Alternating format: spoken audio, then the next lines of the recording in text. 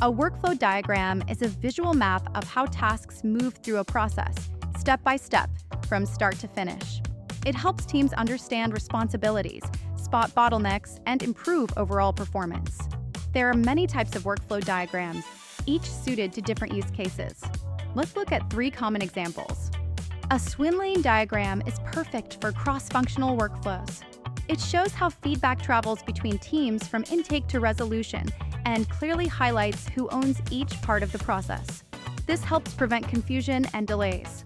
A flowchart works best for content production workflows.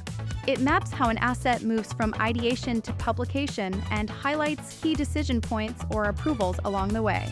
A SIPOC diagram is great for onboarding and other high-level processes.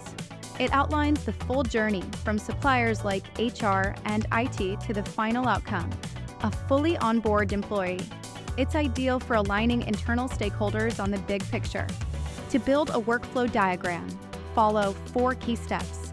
Start by defining the process boundaries. List every task. Assign responsibilities. And finally, visualize it all in your preferred tool. Check out the full article to explore each diagram type, see real-world examples, and learn how to build your own in 8 simple steps. The link's in the description.